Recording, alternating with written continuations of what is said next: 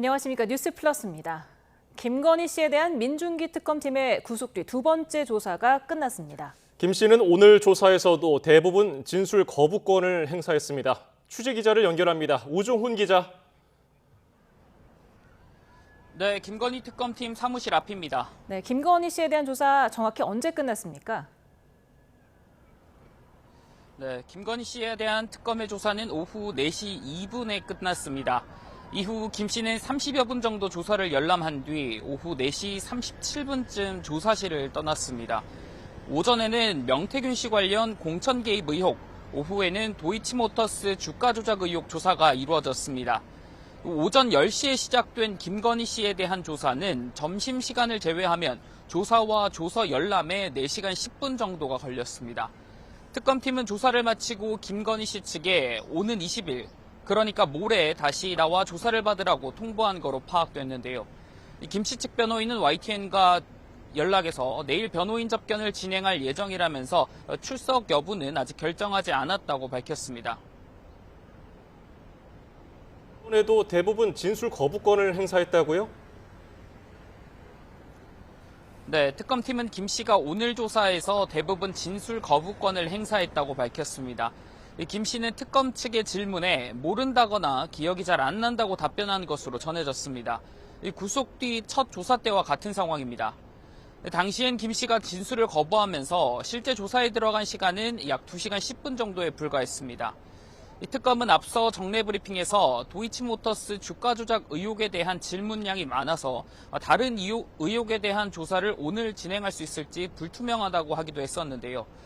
김 씨가 진술 거부권을 행사하며 조사가 일찍 끝난 거로 보이는 만큼 도이치모터스 주가 조작 의혹과 관련해서도 추가 조사가 필요할 수 있습니다. 이외에도 김 씨를 상대로 조사할 내용은 방대한 만큼 법원의 구속기간 연장을 요청할 거로 보입니다. 네, 오늘 건진법사 전성배 씨도 특검에 출석하지 않았습니까? 네, 그렇습니다. 건진법사 전성배 씨도 처음으로 특검에 출석해 조사를 받고 있습니다.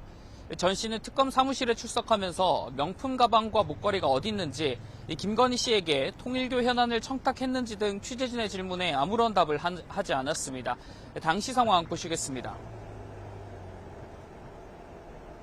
김건희 씨에게 통일교 현안 청탁 전달을 할 수 있습니까? 명품 가방이랑 목걸이 지금 어디 있습니까? 네, 건진법사 전성배 씨는 구속 기소된 윤영호 전 통일교 세계 본부장으로부터 받은 명품 선물 등을 김건희 씨에게 전달하고 문고리 행정관들과 연락하면서 청탁을 주도했다는 의혹을 받는 인물입니다. 전 씨가 김 씨에게 건넸다고 의심되는 샤넬 가방과 다이아 목걸이 등은 영수증만 있을 뿐 실물이 없는 상황이라 김건희 씨 구속이라는 상황의 변화가 전 씨 진술에 어떤 영향을 미칠지 주목됩니다. 특검은 통일교인들이 과거 국민의힘에 대거 가입해서 영향력을 행사하려 했다는 의혹 수사를 위해 압수수색 영장 재집행 협의를 진행 중입니다. 특검은 당원 명부를 확보하려 한다는 국민의힘 주장은 사실과 전혀 다르다면서 시스템을 통해 특정 시기 일부 신도의 명단에 대한 동일성 여부만 대조하면 된다고 밝혔습니다. 예, 집사로 불리는 김혜성 씨도 특검 조사를 받고 있지요? 네, 구속된 김혜성 씨도 오전 9시 30분쯤 호송차를 타고 특검팀에 출석해 조사를 받고 있습니다. 김 씨는 IMS 모빌리티에 대한 특경법상 횡령 등 혐의로 구속됐는데요. 집사 게이트의 핵심은 김혜성 씨가 주주로 있던 IMS 모빌리티에 대한 대기업의 184억 원 투자가 김건희 씨와의 관계 때문이 아닌지 규명하는 것이기 때문에 특검은 이를 집중 추궁할 거로 보입니다. 내일은 도이치모터스 주가 조작 의혹 키맨인 이종호 전 대표가 구속 상태에서 조사를 받을 예정입니다. 지금까지 김건희 특검팀 상황 전해드렸습니다.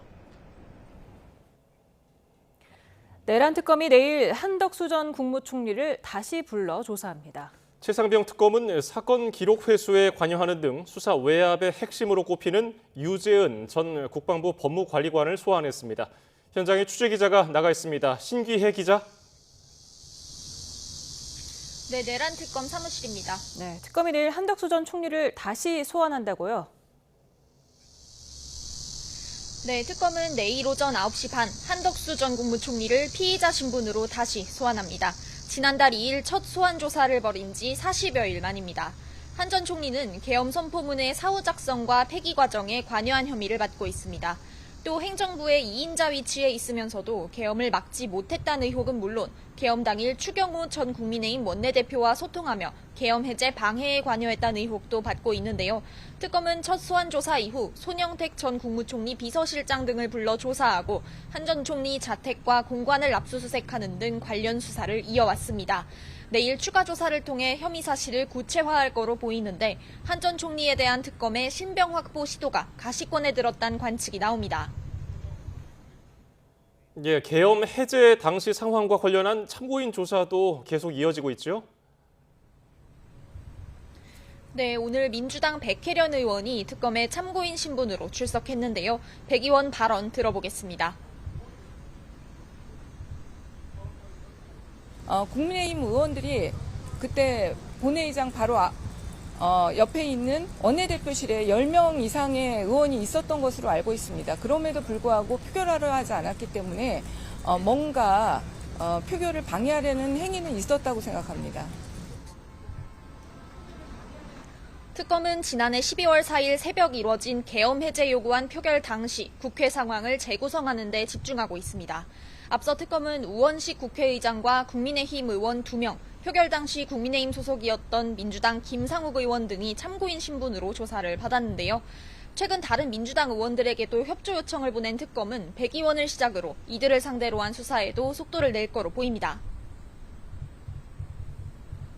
네, 윤석열 전 대통령은 오늘도 재판에 나오지 않은 거죠?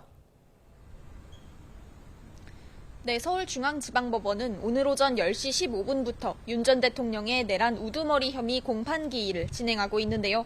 윤 전 대통령이 오늘도 나오지 않으면서 5회 연속 불출석을 기록했습니다. 윤 전 대통령 측 변호인은 재판에 앞서 만난 취재진에게 건강이 회복되면 다시 재판에 나올 거라고 설명했습니다. 재판부는 지난 기일 결정한 대로 골석 재판을 이어가고 있는데요. 오늘 증인으로 출석한 이진우 전 수도방위 사령관의 운전수행 부사관이었던 이모 씨는 계엄 당일 윤 전 대통령이 이 전 사령관에게 계엄을 다시 하면 된다고 말했다고 증언했습니다. 예, 최상병 특검팀 수사 상황도 전해주시죠. 네, 최상병 특검은 오늘 오전 10시 유재은 전 국방부 법무관리관을 피의자 신분으로 소환했습니다.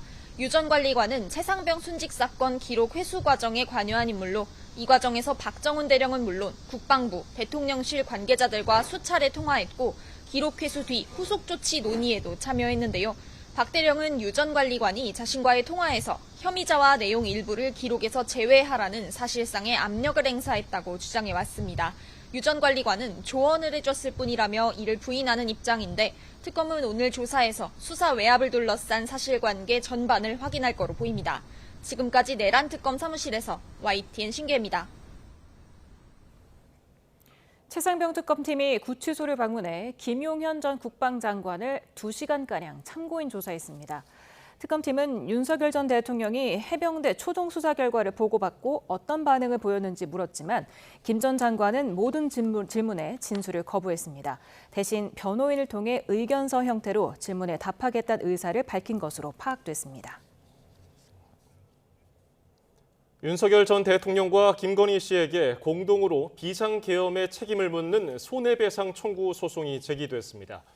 김경호 변호사는 오늘 시민 12,225명을 대리해서 서울중앙지법에 윤 전 대통령과 김 씨를 상대로 1인당 10만 원의 위자료를 청구하는 손해배상 소송을 냈습니다. 김 변호사는 계엄 선포가 김건희 리스크를 덮기 위해서였다는 증거들이 보도되고 있고 비화폰으로 내란 세력과 통화하는 등 김 씨에게도 공동 불법 행위자의 책임이 있다고 주장했습니다. 국민의힘 송원석 비대위원장은 김건희 특검의 중앙당사 압수수색 영장 시한 종료까지 집무실을 국회 본청에서 당사로 옮기고 철야 대기하겠다고 밝혔습니다. 송 비대위원장은 특검이 유례 없이 야당 당원 명부 강탈을 하려고 하지만 의원들은 절대 내줄 수 없다는 데 결의를 모았다며 이같이 말했습니다. 이어 의원들도 적절히 조를 구성해 영장 종료 시한인 20일까지 당사를 지키도록 정했다고 전했습니다. 김대중 전 대통령 16주기 추모식에 참석한 여야 지도부는 이번에도 악수 없이 날선 발언만 주고받았습니다. 조국 전 조국혁신당 대표는 김대중 전 대통령 묘역 참배를 시작으로 본격적인 정치 행보에 시동을 걸었습니다. 국회 취재기자를 연결합니다. 박희재 기자. 네, 국회입니다. 네, 오늘 추도식에 여야 지도부가 나란히 참석했는데요. 이번에도 냉랭한 기류가 이어졌군요. 네, 그렇습니다. 더불어민주당 정청래 대표와 국민의힘 송원석 비대위원장은 오전 서울 현충원에서 열린 고 김대중 전 대통령 16주기 추모식에 나란히 참석했습니다. 사흘 전 광복절 경숙식에서처럼 인사도 악수도 없는 냉랭한 기류가 이어졌고 추모사를 통해 서로를 향한 날선 발언들을 내놓기도 했습니다. 정청래 대표는 민주주의와 한반도 평화에 평생 헌신한 거인이라고 김대중 전 대통령을 평가하면서 오늘의 상황을 두고는 뼈 있는 발언을 내놨습니다. 들어보겠습니다. 오늘 당신이었다면 진정한 용서는 완전한 내란 세력 척결과 같은 말이라고 말하셨을 것이라 확신합니다. 국민의힘 송원석 비대위원장은 김 전 대통령은 화합과 통합의 정치를 해왔다. 후보 시절에 했던 정치 보복은 없다는 약속을 재임 기간 중에도 지켰다며 지금의 민주당은 그렇지 않다고 비판했습니다. 이어서 들어보겠습니다. 집권 여당이 야당을 대화의 상대방으로 인정하지 않고 말살해야 할 대상으로 규정하고 있는 조국 전 대표가 사실상 내년 선거 출마를 공식화했죠? 네, 그렇습니다. 광복절 사면 이후 첫 공식 행보에 나선 조국 전 조국혁신당 대표가 내년 6월 국민의 선택을 구할 거라며 사실상 출마를 공식화했습니다. 아침에 있는 한 유튜브 방송에 나와 지방선거일지 재보궐선거일지는 정하지 않았지만 이재명 정부의 성공, 국민의힘 심판을 목표로 하겠다고 강조했습니다. 조 전 대표의 발걸음은 진보 민주화 진영의 상징인 김대중 전 대통령의 묘역으로도 향했습니다. 이 자리에서도 극우화된 국민의힘 세력을 절반 이상으로 줄여야 한다고 언급했습니다.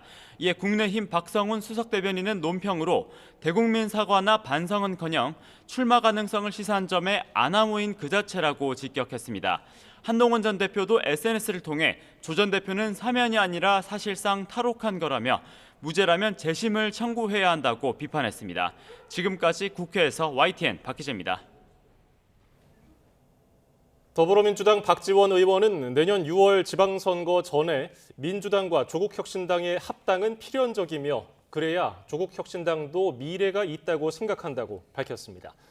박 의원은 오늘 라디오에서 오는 11월 조국혁신당 전당대회에서 조국 당대표가 선출되면 합당 절차가 있을 것이고 결국 합당이 이루어질 것이라고 말했습니다. 이어서 조국 대표도 민주 세력이 뭉쳐 지방선거도 총선도 이기고 정권을 재창출하는 데 운명을 걸어야 한다고 주장했습니다. 어머니와 아들이 숨지는 등 18명의 사상자가 발생한 서울 마포구 아파트의 화재 원인을 밝히기 위한 합동 감식이 진행됐습니다. 불은 충전 중이던 전동 스쿠터 배터리가 폭발하면서 시작된 것으로 추정됩니다. 표종우 기자입니다. 방호복을 입은 화재조사관들이 감식 장비를 들고 아파트 출입구 노란 통제선 안으로 들어갑니다. 20대 아들과 60대 어머니가 숨지고 10명 넘게 다친 마포 아파트 화재 원인을 밝히기 위한 경찰과 소방의 합동 감식이 진행됐습니다. 불이 시작된 14층을 집중적으로 살핀 감식팀은 방 안에서 전동 스쿠터에 사용하는 리튬이온 배터리 팩을 발견했습니다. 전동 스쿠터에 쓰이는 배터리는 대부분 탈착식이라 집에서 충전할 수 있습니다. 추정은 돼요. 전동 스쿠터에 들어가는 배터리 팩이라고 추정은 됩니다. 2차적인 거는 맞는 것 같습니다. 경찰은 앞서 유족이 전동 스쿠터 배터리를 충전하던 중 폭발이 일어났다고 진술한 만큼 배터리 팩 등을 국립과학수사연구원에 보내 정밀 분석하기로 했습니다. 아파트 외벽이 검게 그을려 있는 등 화재 흔적이 여전한데요. 인근 주민들은 급한 대로 임시거처로 몸을 피했습니다. 이번 화재로 일부 이웃집도 불에 타고 전기가 끊기며 30여 세대 140여 명의 이재민이 발생한 걸로 집계됐습니다. 옷장 안에서도 연기 들어가가지고 그냥 정상 아니더라고요. 집에 가고 싶죠. 잠을 못 자고 많이 불편해요. 화재 원인 분석과 복구에 적잖은 시간이 걸릴 걸로 보이는 가운데 마포구청은 피해 주민에 대해 숙박비와 식비 일부를 지원할 예정이라고 밝혔습니다. YTN 표정호입니다. 마약을 투약한 혐의로 재판에 넘겨진 국민의힘 이철규 의원의 아들이 1심에서 징역 2년 6개월의 실형을 선고받았습니다. 재판부는 실질적 주범인 이 씨가 경찰이 있는데도 대마 수거를 시도한 점, 아파트 엘리베이터 앞에서 대마를 흡연한 점을 고려했다고 설명했습니다. 함께 재판에 넘겨진 며느리 임 씨에게는 징역 2년 6개월에 집행유예 3년이 선고됐습니다. 국토부가 제작한 광복 80주년 기념 영상에 일본 도쿄역을 연상케 하는 모습이 담겨 논란이 일고 있습니다. 2분이 안 되는 짧은 길이의 영상이었는데 중간에 2, 3초가량 도쿄역으로 추정되는 선로와 주변 모습이 배경으로 깔렸습니다. 국토부는 외주업체가 AI를 이용해 제작한 영상으로 최종 검수 때 논란이 된 부분을 놓친 것 같다면서 해당 영상을 삭제 조치했습니다. 정부가 윤석열 정부에서 발표했던 8.15 통일 독트린을 폐기하고 남북 간의 신뢰 회복에 집중하겠다고 밝혔습니다. 북측 체제를 존중하고 화해 협력 정책을 계속 추진하겠다는 이재명 대통령의 광복절 경축사에 이은 후속 조치로 보입니다. 이종원 기자입니다. 통일부가 윤석열 정부에서 발표된 통일 담론인 8.15 통일 독트린 폐기를 공식화했습니다. 이재명 대통령이 광복절 경축사를 통해 북측의 체제를 존중하고 흡수통일과 일체의 적대 행위를 추진하지 않겠다고 밝힌 지 사흘 만입니다.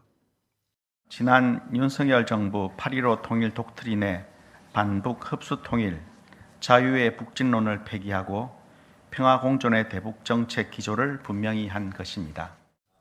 지난해 광복절 당시 발표된 8.15 통일 독트린은 북한 주민의 자유통일에 대한 열망을 자극해 아래로부터의 변화를 끌어낸다는 전략이 담겼습니다. 당시 윤석열 정부는 부인했지만 일각에선 사실상 흡수 통일 방안이란 평가가 잇따랐습니다. 한반도 전체 국민이 주인인 자유민주 통일 국가가 만들어지는 그날 비로소 완전한 광복이 실현되는 것입니다. 정부의 8.15 독트린 폐기 선언은 이 대통령 광복절 경축사의 후속 조치인 셈으로 통일부는 독트린 발표 당시에도 자유와 인권 등 가치와 이념에 지나치게 경도됐고 대국회 의견 수렴도 부족해 절차적 문제가 지적된 바 있었다고 부연했습니다. 무엇보다 남북 간 신뢰 회복 조치가 우선이라는 이 대통령의 의지도 반영된 것으로 보이는데 남북 합의 가운데 가능한 부분부터 단계적 이행을 준비하라는 지시도 같은 맥락으로 해석됩니다. 지금 당장 신뢰 회복과 대화 복원부터 시작하는 것이 순리일 것입니다. 신뢰는 말이 아니라 행동으로 만들어집니다. 최근 북한은 김여정 담화를 통해 대남 적대 정책을 고착화하겠다고 예고하면서 우리 헌법에 흡수 통일 방안이 명문화되어 있다고 주장했습니다. 통일부는 우리 정부의 공식 통일 방안은 화해 협력 단계를 거쳐 남북연합 통일국가 완성이라는 3단계 민족 공동체 통일 방안이라며 양측 체제 인정과 화해 협력을 기본으로 한다는 점을 거듭 강조했습니다. YTN 이종원입니다. 지난 광복절 경축사를 통해 남북 관계 개선 의지를 확실하게 밝힌 이재명 대통령이 북한에 거듭 손을 내밀었습니다. 기존 남북 합의 중에 가능한 것부터 단계적 이행을 준비하라고 지시했는데 곧 구체적인 긴장 완화 조치가 이어질 것으로 보입니다. 강진원 기자의 보도입니다. 노란색 민방위복을 입은 이재명 대통령이 취임 이후 첫 을지 국무회의를 주재했습니다. 18일부터 21일까지 나흘 동안 진행되는 범정부 차원의 비상대비 훈련을 점검하기 위해서입니다. 이 대통령은 을지 연습을 통한 안보 태세 파악과 위기관리 능력 제고의 중요성을 강조했습니다. 전통적인 군사 위협을 넘어서서 경제, 기술, 환경 요소 등이 얽힌 복합 위기에 대비한 통합적인 안보 역량이 필요한 상황입니다. 진짜 유능한 안보는 평화를 지키는 것이란 대북정책 소신 또한 재차 꺼내들었습니다. 작은 실천이 쌓이면 신뢰가 회복될 거라며 굳건한 대비태세 위에서 긴장 완화 조치를 일관되게 추진하겠다는 뜻을 분명히 밝혔습니다.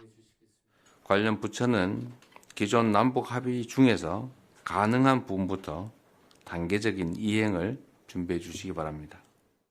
접경지에서 군사훈련 중단 등 9.19 군사합의의 선제적, 단계적 복원 등이 우선 거론됩니다.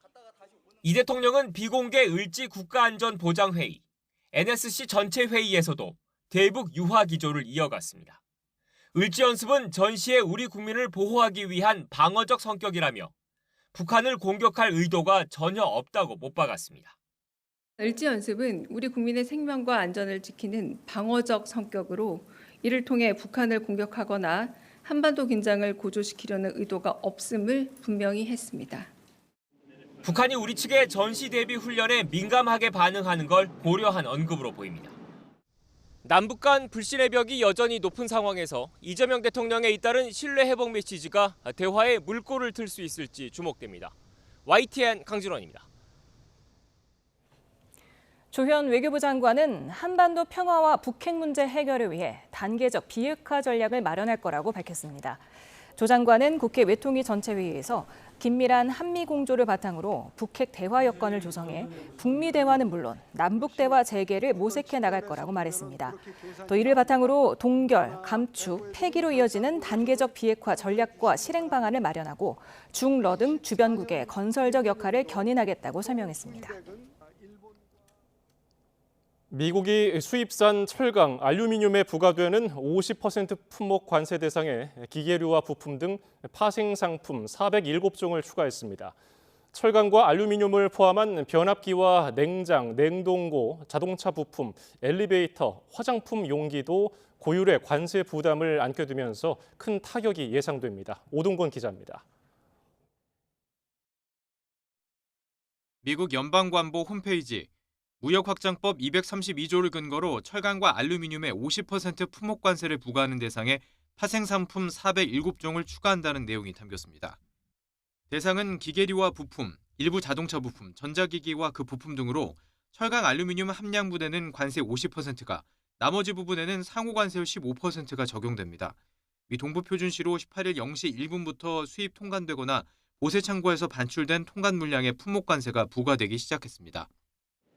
변압기와 화장품 용기 등 철강과 알루미늄이 들어간 품목은 큰 타격을 입게 됐습니다.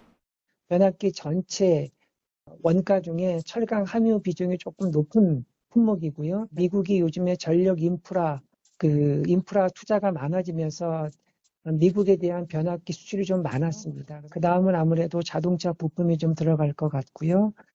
산업통상자원부는 미 상무부가 미국 업계의 추가 신청을 받고 이해관계인의 의견 수렴을 거친 뒤 이런 결정을 내렸다며 우리 기업들과 함께 적극 반박했지만 받아들여지지 않았다고 밝혔습니다. 9월 달에도 추가 절차가 있어서 이때도 똑같이 해당 품목이 안보에 위협이 안 된다는 의견을 적극 개진할 생각입니다. 또 기업 피해를 최소화하기 위해 중소 중견기업 수입 규제 대응 지원 사업을 늘리고 관세 기준이 될 철강 알루미늄 함량 확인 등 컨설팅 대상도 확대하겠다고 말했습니다. 자국 기업들의 파생상품 신청을 대부분 받아들인 미국 정부가 다음 달에도 철강 알루미늄 관세 부과 대상을 늘릴 것으로 예상되면서 새로운 관세 폭탄에 대한 우려가 커지고 있습니다. YTN 오동건입니다. 코스피가 미국 물가 우려와 관세 여파에 1% 넘게 하락하면서 3,170대로 주저앉았습니다. 특히 반도체 품목에 최대 300%의 관세율을 적용할 수 있다는 미국의 엄포에 삼성전자 등 관련 주식이 약세를 이어갔습니다. 손효정 기자입니다. 3,200선 턱걸이로 출발한 코스피 지수는 종일 반등 없이 파란색을 나타냈습니다. 장중 낙폭은 커졌고 마감 직전 3,180선 아래까지 미끄러졌습니다. 결국 1.5% 하락하며 3,177선에서 거래를 마쳤습니다.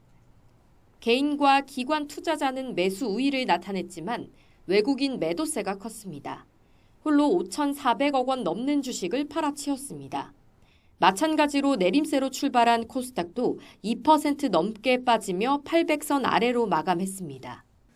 지난주 발표된 미국의 생산자 물가지수가 예상을 웃돌자 인플레이션 우려에 금리 인하 기대감이 잦아든 영향으로 풀이됩니다. 여기에 미국발 품목별 관세가 시장의 불확실성을 키우며 장을 뒤흔들었습니다. 트럼프 미국 대통령이 2주 안에 반도체 관세율을 발표하겠다고 예고한 가운데 그 비율이 최대 300%에 이를 수 있다는 관측마저 나오는 상황.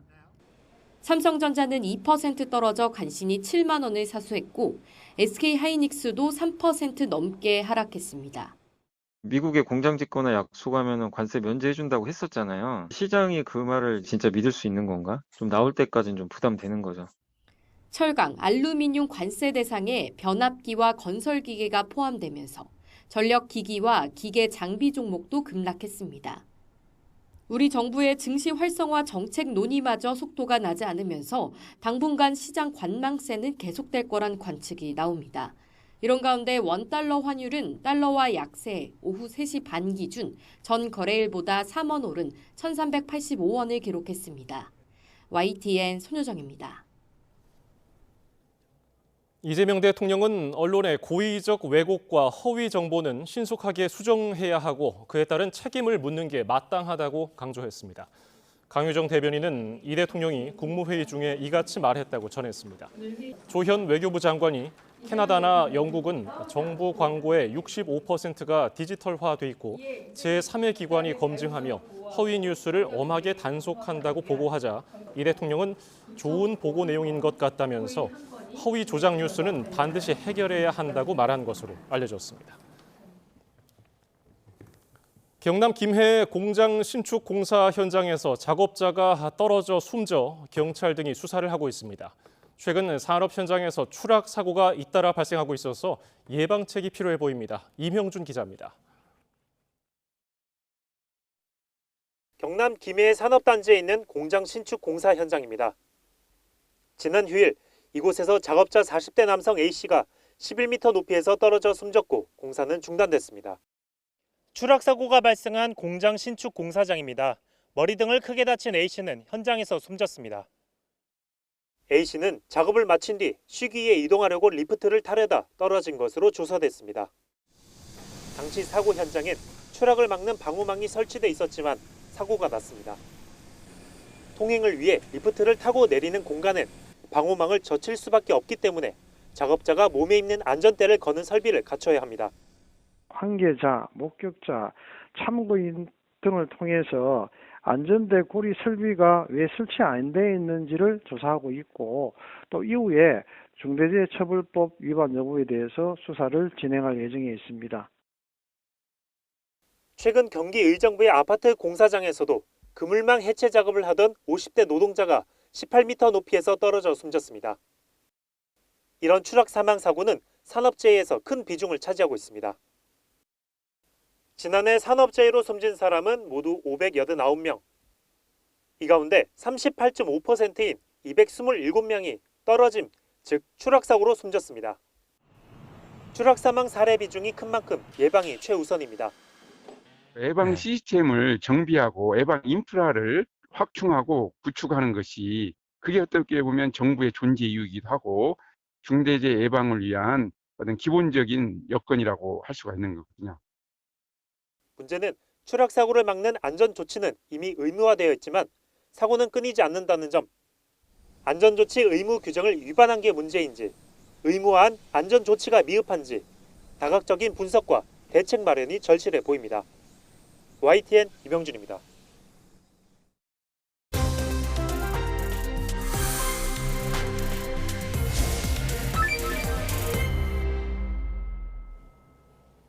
이슈플러스 오늘의 전국 상황 이승훈 더불어민주당 전 전략기획위 부위원장, 강전의 국민의힘 대변인과 살펴보겠습니다. 어서 오세요. 안녕하세요.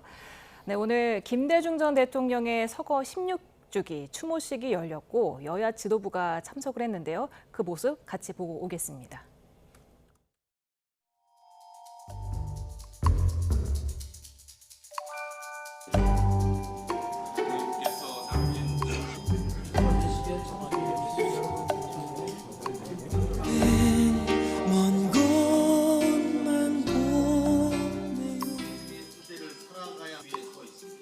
나의 영원한 스승 김대중 대통령님께 1980년 광주가 2024년 12.3 내란을 몰아냈습니다. 김대중 대통령께서는 대통령 후보 시절에 했던 정치 보복은 없다는 약속을 대통령 재임 중에도 지키셨습니다.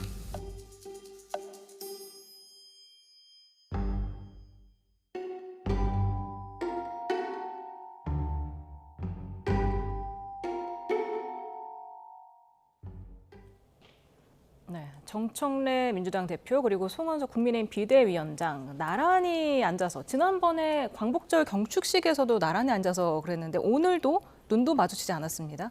언제까지 이렇게 될까요?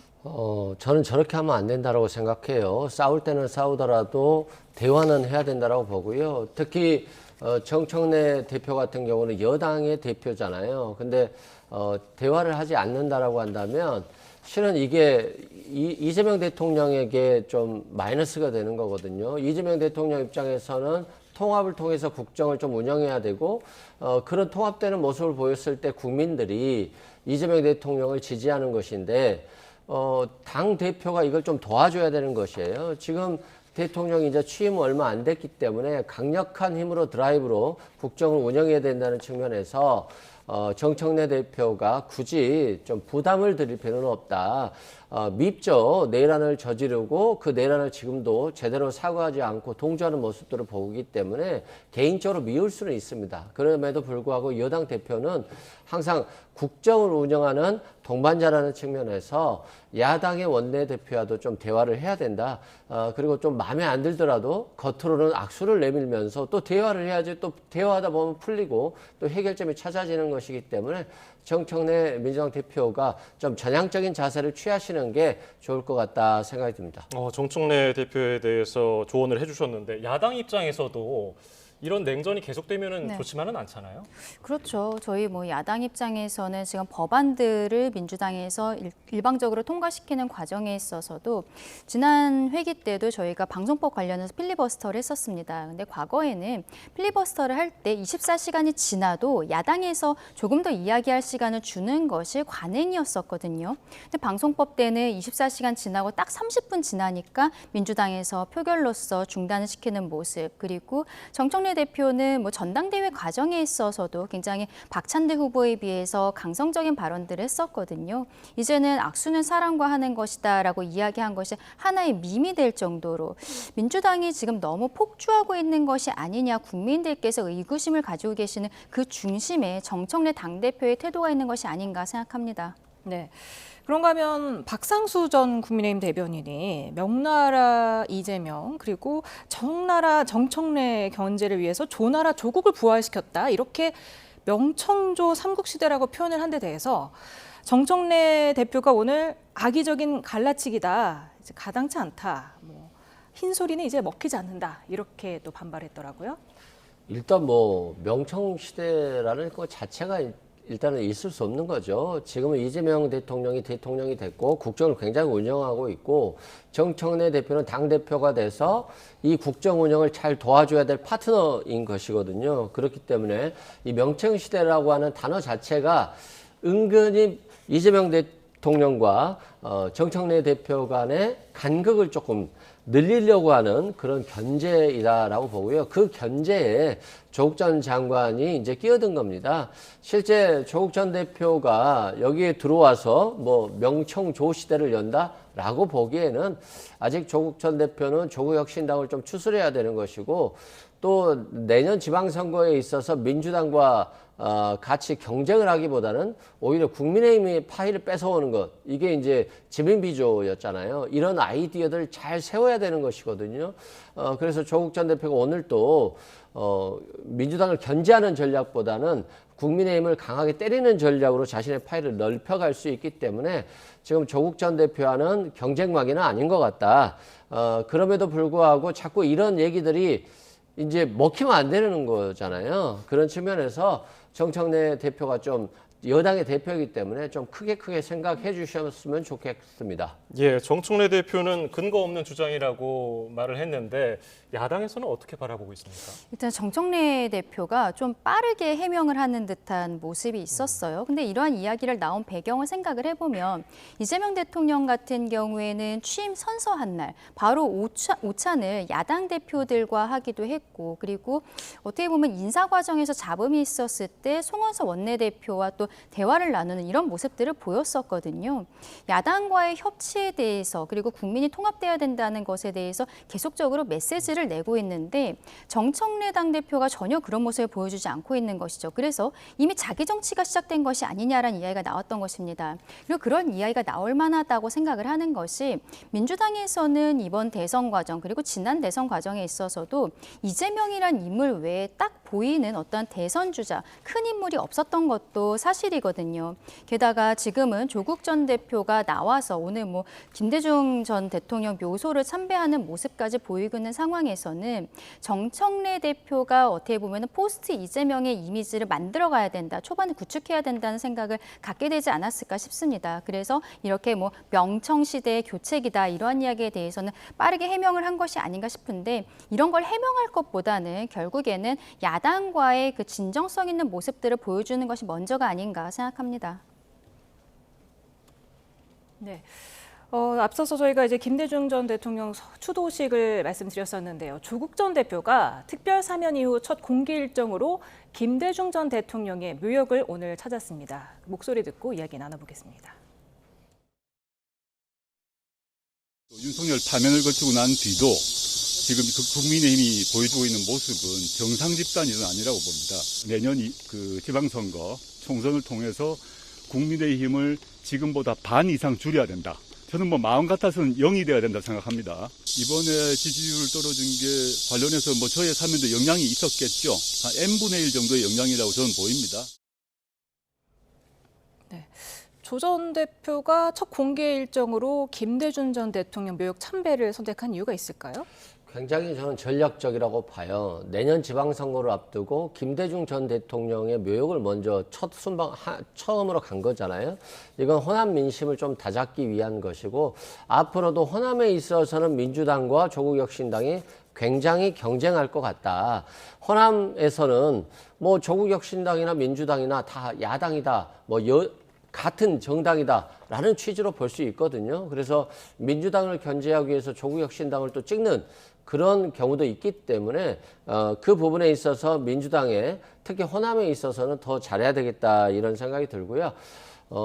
앞으로 어떤 길을 갈 거냐와 관련해서 이번에 교도소에서 나오긴 했습니다만 정치적으로 심판받겠다 이런 표현을 했거든요. 그것은 내년 지방선거에서 부산시장이라든가 지방선거에 나갈 수도 있고 또 보궐선거를 통해서 국회의원으로 나갈 수도 있는데, 이 부분을 명확히 했다는 측면에서는 앞으로 민주당과의 미미한 신경전도 있겠습니다만 또 연대할 수 있는 부분도 있기 때문에 그 부분을 잘 찾아야 될 것 같고요.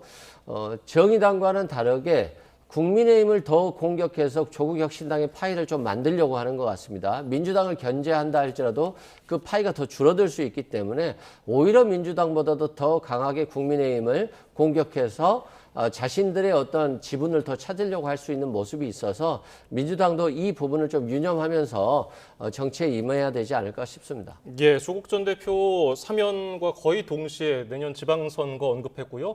보궐선거인지 지방선거인지 어딜 나갈지는 아직 모르겠습니다만은 앞으로 여권 지형은 어떻게 변할까요? 오늘 김대중 전 대통령의 묘소를 참배했다는 것은 본인이 지금은 조국혁신당에 있지만 결국에는 민주당계에서는 본인이 대권주자다, 우리는 결국엔 함께할 것이다 라는 것을 보여주고 있는 것이 아닌가 싶습니다. 본인이 내년 선거에 출마하겠다는 이야기까지 하는 것은 이제 대권 행보를 본격적으로 시작하겠다라는 이야기거든요. 앞서 정청래 대표가 좀 빠르게 해명한 이유가 포스트 이재명이라는 인물이 민주당 내에 없기 때문에 더 저런 표현을 하는 것 같다라고 말씀을 말씀을 드렸는데 이 상황을 조국 전 대표는 결국에는 본인의 입지를 더 단단히 하는 것에 있어서 이 기회를 좀 쓰려고 하지 않을까 싶습니다. 조국 전 대표는 그런데 이제 뭐 대통령에 대한 지지율, 당의 지지율들이 많이 좀 떨어지고 있는 모습들을 보여주고 있는 것이 있거든요. 아이러니하게도 조국혁신당은 지지율이 올라가고 있는데 민주당의 지지율이 떨어지고 있습니다. 중도층에서 조국 전 대표에 대해서 바라보는 시선, 이것을 스스로 좀 더 생각을 해야 되는 부분들이 있다라고 생각을 해요. 결국에는 본인이 큰 인물로서 정치적으로 회생을 하겠다라고 이야기를 하려면 과거에 있었던 일에 대해서 재심 같은 것은 뭐 생각하지 않는다 이 정도가 아니라 명확하게 사과를 하고 반성하는 모습 짚고 넘어가야 되지 않을까 생각합니다. 네. 한동훈 국민의힘 전 대표가 조국 씨는 사면이 아니라 사실상 탈옥한 거다 이렇게 말하면서 이제 무죄라면 재심을 청구해야 한다라고 했더니 이제 재심을 청구할 생각은 없다. 과거로 돌아가는 거 원치 않는다. 그러면서 윤 전 대통령과 한동훈 전 대표를 용서할 수 없다. 이렇게 또 밝혔더라고요. 뭐 한동훈 전 대표가 탈옥이라고 했습니다만 대통령이 사면권에 의해서 사면된 것인데 이건 이제 강하게 부각시키면서 자신의 존재감을 좀 드러내려고 하는 정치적 응수가 아닌가 싶고요. 조국 전 대표는 과거로 돌아가고 싶지 않겠죠. 전 가족이 검찰에 의해서 도륙됐고 또 지금 재심을 청구한다 할지라도 새로운 증거가 없다라고 한다면 재심으로 다시 무죄가 될 가능성은 별로 없어 보이기 때문에 과거 자신에게 드리워졌던 뭐 아파 찬스, 입시 비리 이런 것들이 다시 되새겨지고 싶지는 않을 겁니다. 그래서 재심은 선택할 수 없지만 다만 이제 정치적으로 복권이 돼야 되겠죠. 그래서 지방선거에 나가려고 할 것 같은데 제가 봤을 때는 지금 지방선거보다는 어떤 보궐선거에 나가서 국회의원이 된다라고 한다면 조국혁신당을 또 운영할 수 있는 거잖아요. 시장이 돼버리면 사실상 정치적인 행동을 하기 어렵기 때문에 조국혁신당에서 조국이 없는 당을 조금 상상할 수 없다는 측면에서 보궐선거를 좀 노릴 것 같은데 그 과정에 있어서 민주당이 협조가 없다라고 한다면 충남 아산인가요? 그리고 인천 계양일 것으로 제가 생각하는데 실제 민주당의 협조가 없으면 당선되기 어렵거든요. 그런 측면에서 향후 자신의 행보도 민주당과 좀 협의를 통해서 다져가지 않을까 그런 생각이 듭니다. 예. 앞서서 지지율 얘기를 해주셨는데 오늘 발표된 리얼미터 조사 결과를 좀 볼까요? 이재명 대통령의 지지율 51.1%로 취임 후 최저를 기록했습니다. 2주 연속 하락이거든요. 어디에서 요인을 찾을 수 있을까요? 일단은 조국 전 대표 그리고 윤미향 전 의원의 사면이 굉장히 국민적 반발을 불러일으켰다라고 생각을 하고요. 그리고 아직도 해결되지 않는 이춘석 의원, 최근에 뭐 압수수색 과정에 있어서도 굉장히 좀 의아한 일들이 있기 때문에 저희 국민의힘에서는 특검을 주장하고 있는 바가 있습니다. 또 이재명 대통령이 코스피 5천 시대를 열겠다라고 했어요. 그리고 대통령이 되었을 때 코스피가 상승 랠리를 이어가고 있었던 부분도 분명히 경제적인 부분에 있어서 2030들의 어떤 지지를 이끌어낼 수 있었는데 최근에 박스권에 갇힌 듯한 모습들이 있거든요. 어떻게 보면은 또 여당에서 당대표가 너무 좀 완고한 모습들을 보이는 것도 대통령의 지지율이 하락하는 데는 일조하지 않았을까라는 생각도 듭니다. 네. 이게 지난 월요일부터 목요일까지의 조사 결과를 저희가 앞서서 그래프로 보여드렸거든요. 51.1%였죠. 정당 지지도 말고 대통령 국정 지지율이 51.1%로 전주보다 5.4%포인트 하락을 했는데 사실 일간 기준으로 보면은 지난 14일에는 48.3%를 기록하면서 처음으로 50% 아래로 떨어졌습니다. 앞서서 저희가 조국 전 대표의 목소리를 들려드렸는데 자신의 사면이 n분의 1 정도 영향이 있었다고 보인다 했는데 n분의 1, 몇 분의 1 정도 있었다고 보십니까? 생각보다 높더라고요. 그 여론조사에 왜 이재명 대통령에 대한 부정평가이냐 항목에 있어 조국 전 장관에 대한 평가 항목이 굉장히 높아요. 그래서 저는 개인적으로 검찰에 의해서 굉장히 희생된 부분이 있어서 비록 과거 자신의 잘못한 부분이 있다 할지라도 이렇게까지 많은 영향을 미칠까라고 생각했는데 보니까 20대의 청년들 입장에서 보면 아파 찬스라는 개념을 굉장히 싫어한 것 같고 또 조국 전 대표에 대해서 그렇게 호응이 별로 없는 것 같아요. 그래서 20대가 많이 떨어졌고요. 또 그 이재명 대통령께서 이제는 부동산 투기하는 것을 좀 없애야 되겠다. 그리고 부동산 투기가 아닌 건전한 증권시장으로의 기업에 투자해달라라고 하는 메시지를 냈습니다. 그래서 코스피 5,000을 제시했고 숨가쁘게 한 3,200까지는 갔거든요.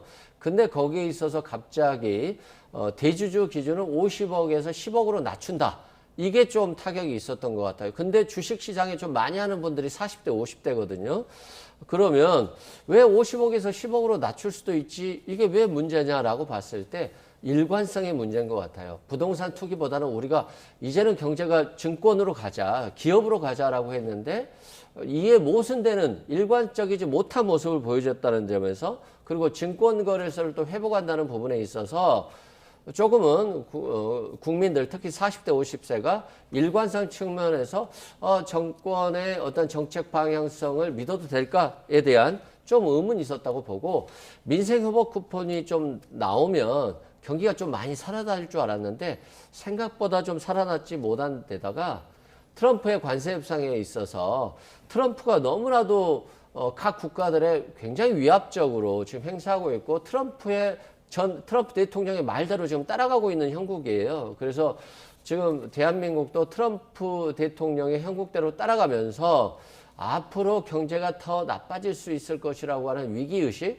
이런 것들이 전체적으로 이재명 대통령의 지지율에 좀 낮추는데 좀 일관된 것 같은데 그럼에도 불구하고 아직은 더 나아질 수 있다. 희망이 충분히 있기 때문에 이재명 대통령과 민주당이 일관성 있는 정책들을 일관되게 좀 밀어붙일 필요가 있다라는 측면에서 한번 말씀드립니다. 예.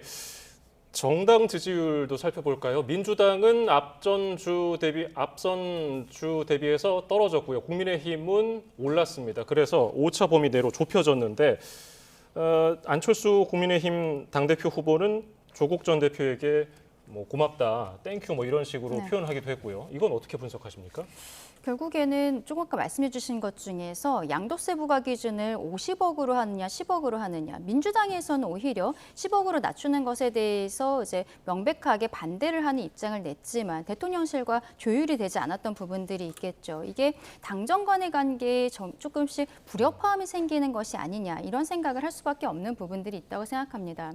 그리고 조국 대표와 관련해서는 저는 민주당이 굉장히 좀 곤란할 것이라고 생각을 하는 게 조국 대표의 사면 이후에 나오는 메시지들, SNS를 통해서 뭐 된장찌개 같은 것을 올리고 출마하겠다는 이야기들을 저렇게 사과 메시지 없이 하는 것이 민주당의 지지율을 깎아먹고 있어요. 오히려 조국혁신당은 조국이라는 사람이 나옴으로써 결집하고 있는 모습들을 보여주고 있는 것입니다. 여기에 있어서 앞으로 민주당이 조국혁신당과의 관계를 어떻게 설정할지 이런 것들을 보아야 반등 같은 것이 있지 않을까 생각을 합니다. 그리고 저희 국민의힘의 지지율이 굉장히 좀 많이 오른 부분들이 있는데 여기에 대해서는 어쨌든 진솔하게 말씀을 드리자면 저희가 전당대회 과정에 있어서 잘하고 있는 모습을 국민들께 많이 보여드리고 있다고는 개인적으로 생각하지 않습니다. 다만 민주당이 지금 보여주고 있는 폭주하고 있는 모습들을 보면서 국민들께서 너희가 건강한 야당이 되어서 다시 여당을 견제할 수 있는 세력이 될 수 있도록 힘을 실어주고 계신 것이 아닌가 거기에 기대에 부응해야 된다는 생각을 하게 됩니다. 네.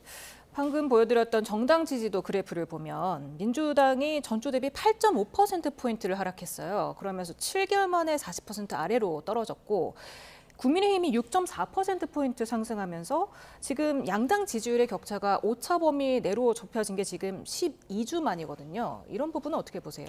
저는 실은 민주당의 지지율이 떨어지는 것에 대해서는 그렇게 충격적이지가 않은데 국민의힘의 지지율이 충격적으로 올라왔어요. 그건 뭐냐면 국민의힘이 지금 못하고 있음에도 불구하고 민주당이 떨어지고 국민의힘이 올랐다고 하는 건 더 민주당에게는 부담감이 있는 거거든요. 그래서 앞으로 더 잘해야 되겠다 이런 생각이 들고 국민의힘이 아무래도 전당대회가 있기 때문에 그 효과는 조금 있는 것 같습니다. 여론조사에 조금 더 반영한다는 측면이 있고요.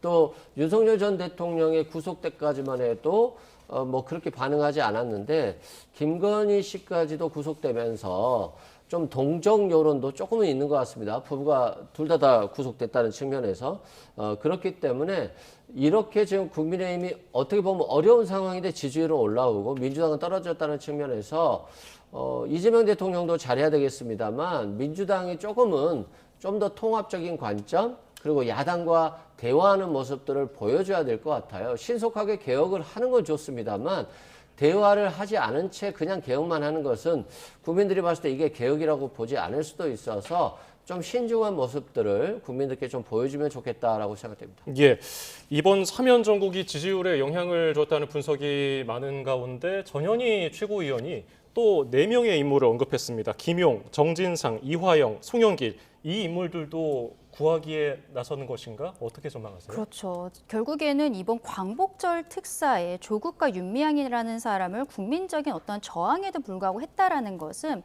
마지막에 이재명 대통령이 가지고 있는 사법 리스크들을 다 해소하기 위한 빌드업이 아니냐라는 생각을 국민들께서 하실 수밖에 없는 것입니다.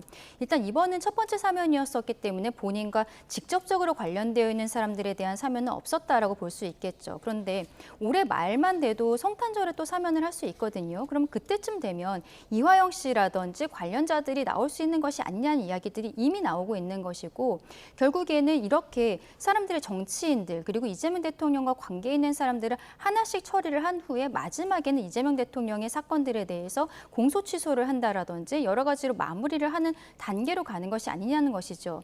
이재명 대통령이 대통령으로 선출됐을 때 그때 출구조사를 했었거든요. 3사에서 출구조사를 하면서 심층 여론조사를 했었습니다. 그때 이재명이 대통령이 되어도 재판은 계속되어야 된다라고 답변하신 분들이 과반이 넘으셨었어요. 이재명 대통령을 찍었다라고 하신 분들도 많은 분들께서 그렇게 생각을 하셨습니다. 그런데 그 이후에 보여줬었던 대통령과 민주당의 모습들에 대해서 이번에 여론조사, 최근에 이제 저는 허니문 기간 다 끝났다라고 생각을 하거든요. 국민들께서 다시 한번 사법 리스크에 대해서 생각하시게 되는 사면이 그런 계기가 되지 않았나 싶습니다. 네, 전현희 의원을 비롯해서 민주당 정치검찰 조작 기소 대응 태스크포스 소속 의원들이 지난주에 이화영 전 부지사를 방문을 하면서 이제 국민의힘 측에서는 지금 사면을 위한 군불대기 아니냐 이렇게 의심하고 있거든요. 이화영 전 부지사 같은 경우는 대법원 확정 판결이 났기 때문에 법적으로는 사면이 가능합니다. 그리고 좀 억울한 부분도 있을 거예요. 북한과의 관계에 있어서 김성태 쌍방울 회장이 자신의 어떤 구속을 면하기 위해서 또는 보석을 위해서 사실과 다른 왜곡된 진술을 했을 가능성은 저는 충분하다고 봅니다. 그럼에도 불구하고 대법원에서 징역 7년 정도를 선고했기 때문에 일단 유죄 판결이 나온 것이고 아직은 형이 진행된 지 얼마 안 됐습니다. 그런 측면에서 우리가 지금 이런 사면 얘기를 꺼내는 것들은 국정의 안정성 측면에서 좀 적절하지 않은 것 같고요. 나머지 분들 같은 경우는 아직 대법원 확정 판결이 안 됐기 때문에 아직 사면 얘기는 실은 이거 정치적으로 민주당을 공격하기 위한 용도일 뿐이지 뭐 확정이 안 된 상태에 사면을 할 수 없는 부분이 있습니다. 예. 국민의힘 상황은 어떨까? 이번 주 금요일 오는 22일에 전당대회를 앞두고 어제 2차 TV 토론회가 열렸는데요. 어떤 이야기가 오고 갔는지 듣고 오겠습니다. 당원 명부를 다 보자. 통일교회 교인들 100만 명하고 같이 맞춰보자. 그게 합법적입니까? 정치특검에 무도한 특검을 수사를 예상했으면서 왜 특검에 찬성하셨는지 다시 한번 묻겠습니다. 빨리 털을 수 있을 때 털어야지 내년 지방선거에 영향을 미치지 않습니다. 이 원인을 제공한 자가 누군지를 봐야 됩니다. 바로 김건희와 관련된 인물이지요.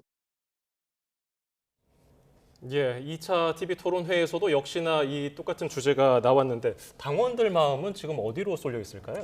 일단은 찬탄 반탄이라고 표현을 하는 것에 대해서 저는 좀 동의하기는 어렵다고 생각을 합니다. 저희 당원들께서는 이제는 좀 미래로 나아가야 된다라고 생각하고 계시지 않을까 싶은데 그런데 지금 어떻게 보면은 당이 하나가 되어야 된다. 당 내에서 다른 목소리, 특히 내부 총질을 하는 사람들에 대한 이야기들이 분명히 하는 그 후보들이 있는 것이고요. 그리고 여전히 뭐 조경태 의원 같은 경우에는 특검의 참고인으로 출석을 하면서 당에 아직도 내란 잔존 세력이 있다라는 형태로 이야기한 것 이런 부분들은 저는 좀 개인적으로는 표현이 너무 과하지 않았나 이런 생각을 합니다. 작년 7월에 저희 전당대회가 있었어요. 그때 한동훈 전 대표가 대통령과 관계가 좋지 않았음에도 불구하고 60%가 넘는 지지율로 그때 압도적으로 당선이 된 바가 있었거든요. 결국에는 혁신 쇄신을 굉장히 저희 당원들께서 원하고 계셨다라고 생각을 합니다.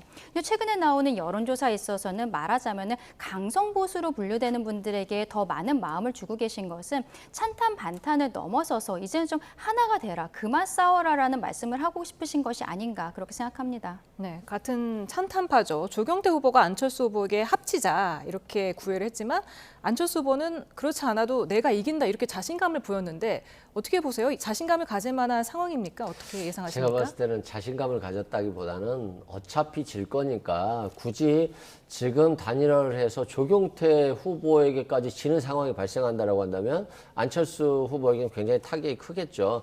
그래서 그 위험 요소를 좀 제거한 것 같고 뭐 본인의 바람처럼 다행히 결선 투표에 나갈 수 있다라고 한다면 그나마 위상이 살겠습니다만 지금 보면 국민의힘이 굉장히 강성 극으로 향하고 있어요. 그리고 통일교가 입당 원서들을 굉장히 많이 받아줬다라고 하듯이 전한기 씨라든가 정광훈 목사라든가 이런 사람들이 굉장히 당원들을 많이 모았고 이 당원들은 투표율이 굉장히 높아요. 80만 명의 국민의힘 당원이라고 한다면 50% 정도밖에 투표를 안 하는데 그러면 40만 명이잖아요. 그중에서 전한길 씨 때문에 입당한 사람들이 생각보다 많거든요. 그래서 사실상 안철수 후보는 뭐 당대표가 되기는 제가 봤을 때는 어려워 보이는데 문제는 국민의힘이 자꾸 김문수 후보, 장동희 후보처럼 굉장히 국민의 중도층과 좀 멀어지는 모습들로 간다는 측면에서 이게 굉장히 국민의힘이 앞으로도 좀 어려운 측면이 있겠다라고 생각됩니다. 예, 국민의힘은 오늘 서울중앙지법 앞에서 비상의총을 열었고요.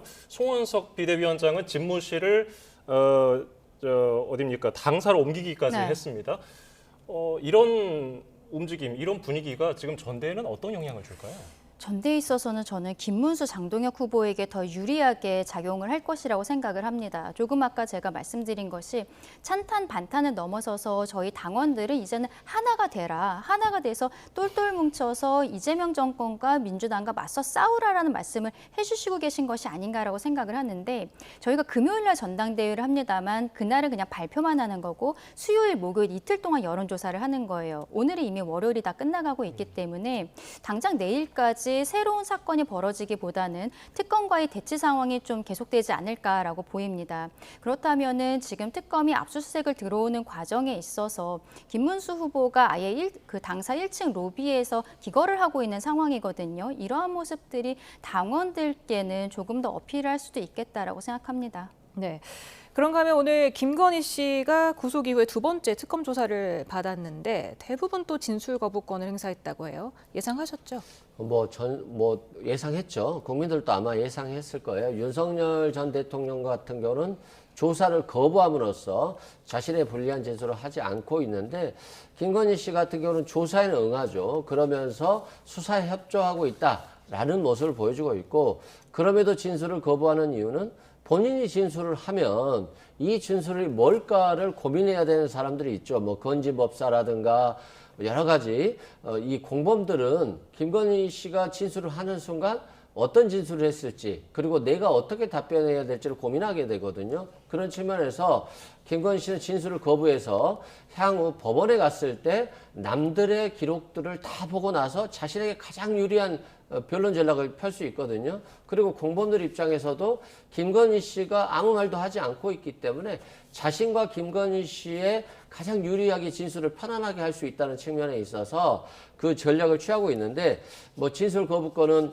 헌법상 보장된 권한이기 때문에 비판하기는 어렵습니다만 전직 대통령과 그 부부가 어떤 법치주의나 민주주의를 너무 경시한다는 측면에서는 국민들 입장에서 보면 굉장히 화가 나는 모습일 수 있겠습니다. 예, 배우자인 윤석열 전 대통령 오늘 내란 우두머리 혐의 재판이 있었는데 5회 연속 불출석했거든요. 앞으로 재판에는 어떤 영향을 줄까요? 일단은 그 재판부에서는 걸석 재판 형태로 계속 갈 것으로 보입니다. 강제 구인의 형태는 취하지 않을 것으로 보이기는 합니다만 저는 이것이 본인이 국민들께 말씀을 드렸던 법적 정치적 책임 책임 회피하지 않겠다라고 이야기했었던 대통령 윤석열의 그 모습은 어디로 간 것인지 좀 묻고 싶은 부분들이 있는 것이죠.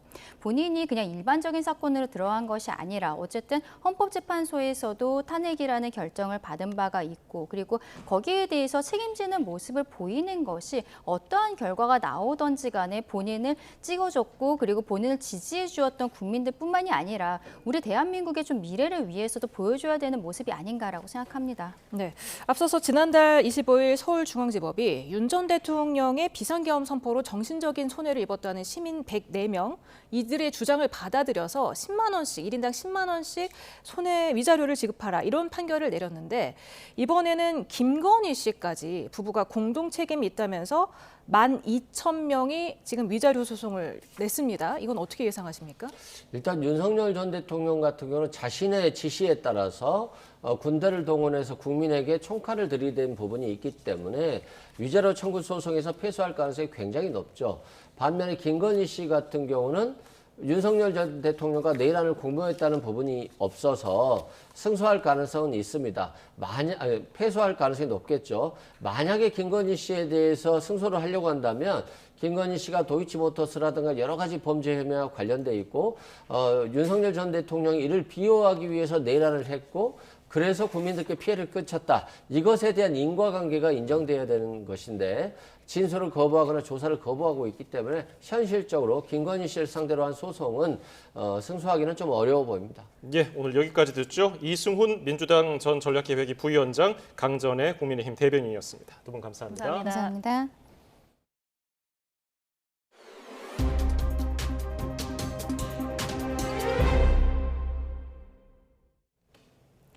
현대차 노조가 올해 단체 교섭 결렬을 선언하고 쟁의 절차에 들어갔습니다. 임금 인상 외에 정년 연장과 주 4.5일제 도입 등을 요구하면서 7년 만에 파업이 현실화할 가능성이 제기되는 가운데 미국발 관세 여파에 따른 수익성 악화 우려도 커지면서 현대차의 부담이 가중되고 있습니다. 오태인 기자입니다. 현대차 노조가 올해 임단협 협상 결렬을 선언했습니다. 노조는 기본급 14만 1,300원 인상과 작년 순이익의 30% 성과급 지급, 통상임금의 각종 수당 포함 등을 요구했습니다. 또 60살인 정년을 국민연금을 받는 64살까지 늘리고 주 4.5일제를 도입해야 한다고 주장했습니다. 그러면서 사측이 지난해 14조 원이 넘는 영업이익을 내고도 성실히 교섭에 응하지 않는다며 비난했습니다. 성실 교섭을 위해 모든 노력을 다했지만 사측은 조합원의 정당한 요구를 외면하고 오히려 양보와 희생만을 강요했습니다. 특히 미국 수출 자동차에 적용되는 관세를 두고 노사는 큰 견해차를 보였습니다. 노조는 관세 문제는 세계 모든 자동차 업계가 겪는 일이고 불확실성이 해소되고 환율도 올라 오히려 유리하다고 주장했습니다. 상반기까지 이제 실적 영업이익률을 봤을 때는 회사가 과도한 불안에 대한 조성 그리고 현장 조합원들이 느끼기에 작년에 영업이익에 걸맞는 성과 분배에 대한 여력이 충분히 있음에도 불구하고 반면 사측은 관세 부과로 미국 시장에서 가격 경쟁력이 떨어질 수밖에 없고 경기 둔화로 불확실성도 커졌다고 맞받았습니다. 이런 상황에서 지난해 실적만으로 교섭하는 것은 문제가 있다고 밝혔습니다. 노조는 중앙노동위원회 1, 2차 조정회의를 거친 뒤 오는 25일 파업 찬반 투표를 통해 파업권을 확보한다는 계획입니다. 조합원들이 파업을 선택할 경우 현대차는 7년 만에 파업에 들어갈 수 있습니다. 내수 침체와 미국의 관세 압박 속에 현대차 노사가 접점을 찾을 수 있을지 노동계는 물론 산업계 전반에 관심이 커지고 있습니다. YTN 오태인입니다. 자선 전시 모금액을 기부하지 않아 경찰 수사를 받은 문재인 전 대통령의 딸 문다혜 씨가 무혐의 처분을 받았습니다. 문 씨는 지난 2022년 12월 자선 전시회를 열어 작품 판매액을 기부하겠다고 약속했는데 지난해 10월 모금액이 재단에 전달되지 않았다는 진정서가 접수되면서 경찰이 수사에 나섰습니다. 문 씨는 앞서 경찰 조사에서 액수가 적어 기부하지 않았고 바쁘다 보니 잊고 지냈다는 취지로 진술한 것으로 알려졌습니다. 프로야구 막판 순위 싸움이 치열해지면서 마무리 투수들의 어깨가 더 무거워졌습니다. 피로가 쌓이고 타자들의 막판 집중력이 높아지면서 오히려 불론 세이브가 속출하고 있습니다. 이경재 기자입니다. 일요일 롯데는 8회 원아웃 만루 위기에서 마무리 김원중을 내보냈습니다. 넉 점의 리드를 지켜줄 거란 믿음이었지만 삼성 김영에게 그랜드슬램을 얻어맞았습니다. 9회에도 안타 2개를 맞고 추가점을 내줬습니다. 9회 말 황성민의 극적인 솔로포로 결국 8대8 동점. 롯데의 8연패 탈출은 그렇게 무산됐습니다. 토요일 한 점 차에서 등판한 두산 마무리 김태균은 기아 위즈덤에게 동점포를 허용했습니다. 김태균의 적시타로 경기를 뒤집은 기아는 9회 말 정희영이 불을 끌어 나왔지만 결과는 허무했습니다. 안타 2개와 볼넷 1개로 주자를 꽉 채워주고 마운드를 내려왔고 이어 나온 조상우는 김인태에게 끝내기 안타를 맞았습니다. 한화 김서현은 8월 들어 7경기에 나와 5경기에서 실점하며 3번의 불론을 기록했고 평균 자책점은 17점을 넘었습니다. 그야말로 마무리 순환 시대. 하나와 두산도 뒷문 단속에 고민이 깊습니다. 치열한 순위 싸움의 무더위를 견디며 체력은 떨어지고 부담은 커지는데 타자들의 경기 막판 집중력은 높아졌기 때문이라는 분석입니다. 상대적으로 LG 유영찬과 SSG 조병현, KT 박영현과 NC 류진욱 등은 8월 들어서도 안정적으로 뒷문을 지키고 있습니다. 팀이 많은 경기를 이겨서 제가 세이브를 30개 정도는 하고 싶고요. 저희 팀이 우승할 수 있도록 제가 뒤에서 잘 마무리하려고 하고 있습니다. 아직 안개 속인 정규리그 1위 다툼과 가을 야구 경쟁. 마무리 투수의 어깨에 팀의 운명이 달려 있습니다. YTN 이경재입니다. 미 프로야구 샌프란시스코의 이정우 선수가 10년에 한 번 나올 만하다는 평가를 받는 호수비를 펼쳤습니다. 네, 글로브도 아니고 손도 아니고 무릎으로 공을 잡았는데요. 그래서 일명 정훈이 수비입니다.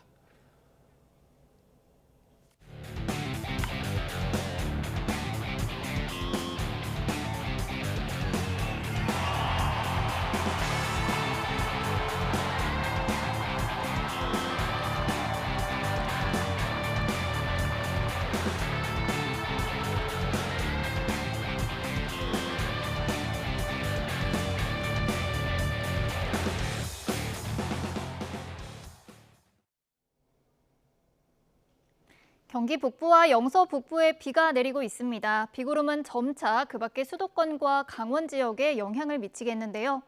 특히 오늘 밤사이 경기 북부와 강원 북부에는 시간당 30mm 안팎의 강한 비가 집중되겠습니다. 내일 오전까지 이 지역에 80mm 이상의 많은 비가 내리겠고 오후 한때 내륙을 중심으로는 소나기도 지나겠습니다. 밤사이 열대야가 나타나며 내일 아침도 후텁지근하겠고요. 한낮에는 찜통 더위가 기승을 부리겠습니다.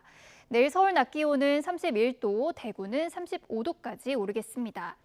수요일까지 수도권과 강원도에는 비가 자주 내릴 전망입니다. 지금까지 날씨 정보였습니다.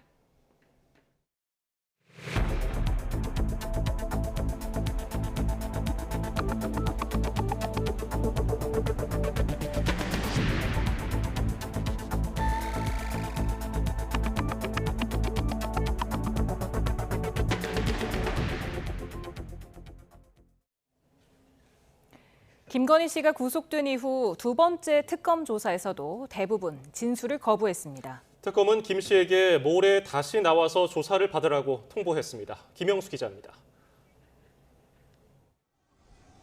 서울 남부구치소를 출발한 법무부 호송 차량이 1시간 동안 달려 광화문의 특검 사무실로 들어갑니다.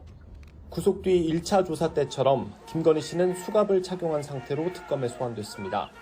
김 씨는 그러나 이번에도 대부분 진술을 거부했습니다. 특검은 오전 조사 1시간 40여 분 동안 공천 개입 혐의에 대해 추궁했지만 김 씨는 모른다거나 기억이 나지 않는다고 답한 걸로 파악됐습니다. 김 씨는 오후에 진행된 도이치모터스 주가 조작 조사에서도 같은 취지의 언급 말고는 입을 떼지 않았습니다. 특검은 이틀 뒤 재소환을 통보했고 김 씨 측은 출석 여부를 확정하지 않았습니다. 의혹의 정점 김건희 씨가 소환된 날 집사 김예성 씨와 건진법사 전성배 씨도 나란히 특검에 출석했습니다. 김건희 씨에게 통일교 현안 청탁 전달할 수 있습니까? 명품 가방이랑 목걸이 지금 어디 있습니까? 전 씨는 김건희 씨와 통일교 측의 연결고리로 지목된 인물인데 특히 현안을 청탁하면서 명품 목걸이와 가방을 전달한 혐의를 받고 있습니다. 특검은 또 통일교가 전성배 씨를 통해 국민의힘 전당대회에 영향력을 미친 것 아닌지 의심하고 있습니다. 김건희 씨와 집사, 건진법사까지 3명이 한꺼번에 소환되면서 대질신문 가능성까지 거론됐지만 특검은 조사 시간이 겹친 건 우연이라고 설명했습니다. 이런 가운데 특검은 통일교 청탁 의혹의 핵심 인물 윤영호 전 통일교 세계본부장을 구속 상태로 재판에 넘겼습니다. YTN 김영수입니다. 내란 특검이 내일 한덕수 전 국무총리를 피의자 신분으로 다시 불러 조사합니다. 비상계엄 당시 총리로서 역할을 다했는지, 되레 계엄 선포에 가담한 건 아닌지 등을 조사할 것으로 보입니다. 이경국 기자입니다. 한덕수 전 국무총리는 지난달 2일 내란 특검에 처음 출석해 고강도 조사를 받았습니다. 오늘 어떤 부분 중점적으로 설명하셨는지요? 피의자 신분이었지만 사실상 윤석열 전 대통령 혐의 규명을 위한 참고인 조사 성격이 강했습니다. 특검이 한 달여 만인 내일 오전 9시 반 한 전 총리를 다시 소환했습니다. 특검은 한 전 총리가 계엄 당시 대통령의 제1보좌기관이자 국무회의 부의장으로서 헌법적 책무를 다했는지, 이와 관련해 형사 책임을 물을 부분은 없는지 조사한다는 계획입니다. 특히 최상목 전 경제부총리 등 국무위원들을 불러 조사한 내용, 자택 압수수색에서 확보한 자료를 토대로 한 전 총리가 계엄 선포에 가담한 건 아닌지 추궁할 전망입니다. 한 전 총리는 이미 윤 전 대통령이 법률적 결함을 보완하려 사후 계엄 선포문을 작성하고 폐기했다는 혐의에 공범으로 지목돼 있습니다. 또 국회 등에 나와 계엄 당시 관련 문건을 본 적이 없다고 거짓으로 증언한 혐의도 받고 있습니다. 계엄 선포 뒤 한 전 총리가 추경호 당시 국민의힘 원내대표와 통화한 사실도 확인된 만큼 특검은 계엄 해제 표결 방해 의혹 관련 내용도 함께 조사할 것으로 보입니다. 특검은 조사 이후 사실관계 등을 살펴본 뒤 구속영장을 청구할지 결정할 방침입니다. YTN 이경국입니다. 윤석열 전 대통령이 내란 우두머리 혐의 재판에 5차례 연속 불출석했습니다. 김건희 씨는 구속 이후 특검의 2차례 소환 조사에 전부 응하면서 남편과는 다른 행보를 하고 있습니다. 조성호 기자입니다. 윤석열 전 대통령은 이번에도 내란 우두머리 혐의 재판에 나오지 않았습니다. 지난달 10일 다시 구속된 이후 벌써 5번째 연달아 불출석한 겁니다. 향후에도 계속 안 나오시는 거는 맞는 건가요? 건강 회복되면 나오실 겁니다. 지금은 건강이 많이 안 좋으신가요? 재판부는 지난 기일과 마찬가지로 이른바 걸석 재판을 이어갔습니다. 피고인인 윤 전 대통령 없는 상태로 육군 수방사 부사관 등에 대한 증인 신문을 진행했습니다. 윤 전 대통령은 재판 말고도 특검에 거듭된 소환 요구와 체포영장 집행에도 완강하게 버티고 있습니다. 부인 김건희 씨가 구속 이후 2차례 특검 소환 조사에 모두 나온 것과 대비됩니다. 이런 상반된 행보는 두 사람의 법적인 처지가 다르기 때문이란 해석이 나옵니다. 사형과 무기징역이 가능한 내란 혐의를 받는 윤 전 대통령이 수사와 재판 자체를 부정하는 전략을 택했다면 김 씨의 경우 협조하는 모습을 보이되 진술 거부권을 행사하는 게 앞으로 재판에서 양형 등에 유리하다고 판단했을 수 있다는 겁니다. 조사 과정에서 특검의 증거 확보 여부와 수사 진도 등을 가늠하려는 김 씨 측 의도도 엿보입니다. 각기 다른 전략으로 수사와 재판에 대응하는 윤 전 대통령 부부에 맞서 특검 수사는 날로 강도를 높이고 있습니다. YTN 조성호입니다. 윤 전 대통령이 비상계엄 당시 이진우 전 수도방위 사령관에게 계엄을 다시 하면 된다고 언급했다는 법정 증언이 또 나왔습니다. 윤 전 대통령의 내란 우두머리 혐의 공판에서 이 전 사령관의 운전 수행 부사관 이모 씨는 비상계엄 당일 윤 전 대통령이 이 전 사령관과 통화하며 계엄을 다시 하면 된다고 말했다고 증언했습니다. 이 씨는 당시 윤 전 대통령의 목소리를 직접 들었다며 총기와 관련해서는 총을 쏘더라도라는 언급이 있었다고 진술했습니다. 윤석열 전 대통령뿐 아니라 김건희 씨에게도 불법 계엄의 책임을 묻는 손해배상 청구 소송이 제기됐습니다. 변론이 끝날 때까지 참여자를 더 받을 예정이어서 원고 수는 10,000명을 훌쩍 넘을 전망입니다. 김철희 기자입니다. 불법 계엄으로 정신적 피해를 봤다는 시민 12,000여 명이 법원에 손해배상 소송 소장을 제출했습니다. 윤 전 대통령의 배상 책임을 인정한 법원 판단이 나온 지 20여일 만으로 앞선 소송들과 달리 이번에는 김건희 씨도 공동 피고에 이름을 올렸습니다. 김건희 씨를 공동 불법 행위자로 규정한 원고 측은 계엄 자체가 김 씨를 방어하기 위해 자행된 거라고 주장했습니다. 불법 비상계엄의 실질적 동기가 되었던 김건희 리스크, 그것을 덮기 위해서, 그 특검을 덮기 위해서 이것이 진행이 되었다고. 특검 수사 과정에서 김 씨가 계엄에 관여했다는 증거가 추가로 나오면 이 역시 재판부에 제출한다는 계획입니다. 또 대법원 판결 등 지금까지 나온 사법부 판단들만으로도 배상 책임 입증은 충분할 거라며 승소의 자신감을 내비쳤습니다.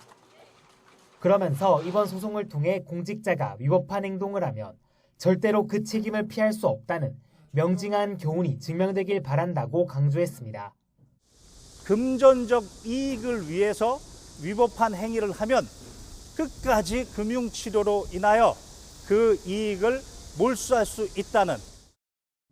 선정 당사자 형태로 진행되는 이번 소송은 변론 종결 전까지 추가로 참여자를 모집할 예정입니다. 만약 사법부가 이번에도 시민들 손을 들어준다면 윤 전 대통령 부부가 감당해야 하는 배상금은 천문학적으로 늘어날 거로 보입니다. YTN 김철입니다. 통일교의 각종 선거 개입 의혹을 수사하고 있는 김건희 특검팀이 국민의힘을 다시 찾아 압수수색을 위한 협의에 나섰습니다. 500만 명 당원 명부를 요구했다는 주장은 사실이 아니라고 밝혔는데도 야당의 완강한 거부가 이어지자 특검 고심도 깊어지고 있습니다. 이준엽 기자입니다. 김건희 특검이 국회에 있는 국민의힘 사무총장실을 찾아 압수수색에 대한 협조를 요청했습니다. 지난 13일 당직자들과의 장기간 대치 끝에 무산된 영장 집행 재시도를 위해 협의에 나선 겁니다. 특검이 필요로 하는 건 통일교 신도 명단과 2021년 12월부터 지난해 4월 사이 국민의힘 당원 명부를 대조하는 작업입니다. 지난 2023년 전당대회에서 권성동 의원을 당선시키기 위해 교인들이 무더기로 가입한 게 아닌지 확인하기 위한 절차입니다. 특검은 여전히 협의를 강조하고 있지만 500만 당원 명부 전부를 요구한다는 국민의힘 주장에 대해선 선을 긋고 있습니다.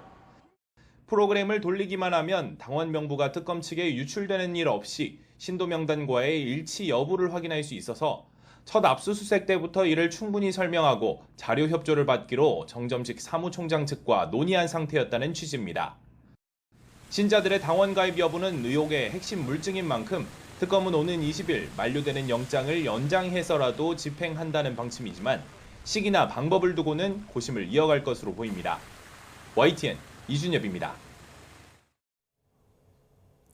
국민의힘은 당사 압수수색 재시도 가능성에 대비해 특검 사무실과 법원을 항의 방문하는 등 방어 총력전에 돌입했습니다. 민주당은 국민이 해산시키기 전에 스스로 해체하라고 날을 세웠습니다. 박광렬 기자입니다. 뼈약뼈 속 국민의힘 의원들이 광화문 김건희 특검 사무실 앞과 서울중앙지법 앞에 연달아 집결했습니다.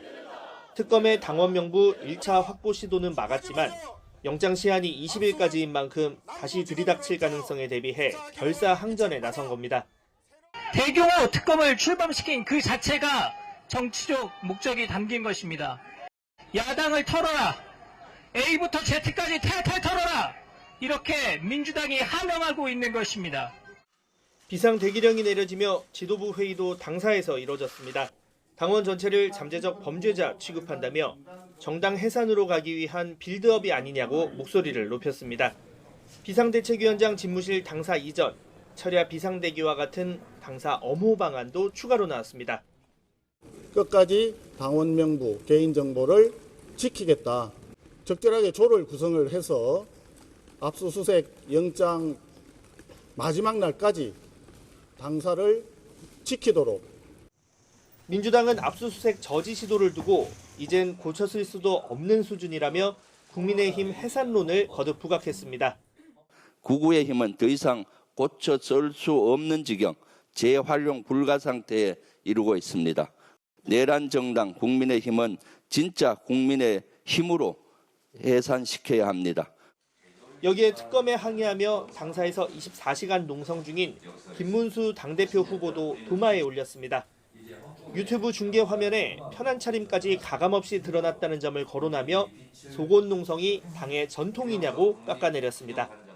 농성이 온종일 유튜브로 생중계되고 속옷 차림이 사진이 온라인에 퍼지면서 국민들께 불편과 수치심을 안기고 있습니다. 대국민 성희롱입니다. 당대표 후보직에서 사퇴하십시오. 전당대회가 임박한 데다 곳곳에서 동시다발적으로 조여오는 수사망에 더는 물러서선 안 된다는 국민의힘 내 반발은 더 거세지는 기류입니다. 어떤 식으로 결론이 나든 경색된 여야 관계의 실마리를 찾는 데 악재로 작용할 거란 전망입니다. YTN 박광일입니다. 광복절 특사로 사면 복권된 조국 전 대표가 내년 6월 선거 출마 가능성을 시사했습니다. 국민의힘은 반성도 성찰도 없는 파렴치한 행태라면서 공세를 이어갔습니다. 임성재 기자입니다. 조국 전 혁신당 대표는 출소 사흘 만에 친여 성향 유튜브 방송 출연으로 첫 공개 행보에 나섰습니다. 내년 6월 국민으로부터 한 번 더 심판받겠다며 지방선거나 국회의원 재보선 출마 의지를 숨기지 않았습니다. 저희 비판하신 분까지 포함해서 국민들의 제 의견을 다시 얘기하고 정치적 선택을 받아야 되는 거죠. 다만 더불어민주당과의 합당 가능성이나 대권에 도전할 의지가 있는지에는 말을 아끼며 정치인으로서 자질과 능력, 경험을 쌓아나갈 거라고 몸을 낮췄습니다. 조 전 대표의 발걸음은 진보 민주화 진영의 상징인 김대중 전 대통령의 묘역으로도 향했습니다. 이 자리에선 극우화된 국민의힘 세력을 절반 이상으로 줄여야 한다며 자신의 투쟁력과 선명성을 유감없이 발휘했습니다. 내년 지방선거 총선을 통해서 국민의힘을 지금보다 반 이상 줄여야 된다. 저는 마음 같아서는 0이 돼야 된다 생각합니다. 국민의힘은 그러나 사면 복권을 선물받은 조 전 대표가 대국민 사과나 반성은커녕 사법부 비판에나 골몰하는 태도를 보인다면서 날선 비판을 쏟아냈습니다. 특히 벌써 내년 선거 출마 가능성까지 시사하는 것 자체가 안하무인 그 자체라고 직격했습니다. 양심도 성찰도 반성도 없는 조국의 파렴치한 행태는 이재명 정부의 발목만 잡을 뿐입니다. 최근 여권 지지율 하락에 기여한 조 전 대표가 고맙다는 비아냥과 함께 무죄라면 재심을 청구하란 발언들도 잇따랐습니다. 자신의 사면을 둘러싼 우려와 비판에 행동으로 답하겠다고 한 조국 전 대표, 국민의힘의 집중 공세뿐 아니라 정치적 동반자이면서 라이벌이 될 수 있는 민주당과의 관계를 어떻게 극복해 나가느냐가 최우선 과제가 될 것으로 보입니다. YTN 임성재입니다. 국민의힘 전당대회 청년 최고위원에 출마한 후보들은 TV 토론회에서 계몽령을 두고 공방을 주고받았습니다. 우재준 후보는 계몽령 자체가 계엄의 긍정적 효과를 옹호하는 거라며 이를 고집하면 지방선거에서 패하게 될 거라고 강조했습니다. 이에 손수조 후보는 계엄을 옹호하는 목소리가 당 어디에 있느냐며 계몽령을 외치는 분을 척결 대상으로 보는 건 민주당이 원하는 극우 프레임에 말리는 거라고 지적했습니다. 이재명 대통령은 고의적 왜곡 보도나 허위 정보에 대해서는 마땅히 책임을 물어야 한다고 말했습니다. 또 민감한 사안은 국민에게 먼저 알리는 공론화 과정을 반드시 거쳐야 한다고도 언급했습니다. 홍민기 기자입니다. 더불어민주당이 언론개혁에 속도를 내는 가운데 이재명 대통령이 이와 관련한 언급을 내놨습니다. 언론의 정부 감시 견제 역할도 중요하지만 고의적인 왜곡과 허위 보도에 대해선 책임을 지게 해야 한다는 겁니다. 고의적 왜곡 및 허위 정보는 신속하게 수정해야 하며 그에 따른 책임을 물어야 하는 게 마땅하다 말했습니다. 이 대통령의 발언은 정부 홍보 효율화 방안을 논의하는 비공개 국무회의에서 나왔습니다. 조현 외교부 장관이 캐나다와 영국의 사례를 들며 허위 조작 뉴스에 대해서는 굉장히 엄하게 단속하는 것 같다고 말하자 이 대통령이 좋은 보고 내용이라고 평가한 것으로 전해졌습니다. 이어 미디어 변화라는 흐름을 따라가더라도 허위 조작 뉴스는 반드시 해결해야 할 문제라고 강조한 것으로 알려졌습니다. 이에 정청래 대표 취임 이후 언론중재법, 징벌적 손해배상제 등 언론개혁의 속도를 내는 민주당에 이 대통령이 힘을 싣는 게 아니냐는 해석이 나왔습니다. 다만 대통령실은 이 대통령이 구체적 법안에 대해 언급하지는 않았다며 선을 그었습니다. 이 워딩 그대로 말씀을 하셨습니다. 그러니까 여기에 대해서 다른 법안이나 이렇게 다르게 더 간 이야기는 없었습니다. 이 대통령은 또 정부 광고를 기존 언론보다 온라인 플랫폼 쪽으로 확대하는 해외 사례를 보고받고 부처별로 홍보수단 운영 실태를 파악해보라고 지시했습니다. 장 차관들의 SNS 소통 강화와 함께 디지털 소외 계층에 대한 접근 향상 등 범정부 차원의 정책 홍보 시스템 혁신 필요성도 언급됐습니다. 이 대통령은 민감한 사안일수록 공론화 과정을 반드시 거쳐야 하고 국민과 직접 소통하는 게 중요하다며 수용자 중심 정책 홍보를 거듭 강조했습니다. YTN 홍민기입니다.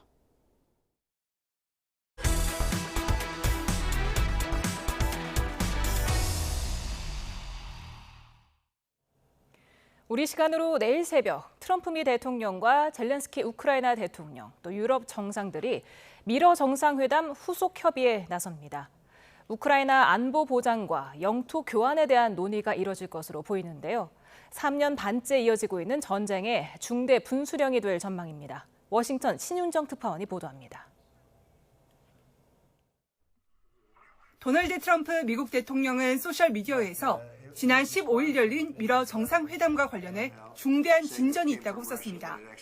미국 측 회담 배석자들은 미국과 유럽 국가들이 집단 방위 의무 형태의 안보 보장을 제공하는데 러시아의 동의를 얻었다고 밝혔습니다.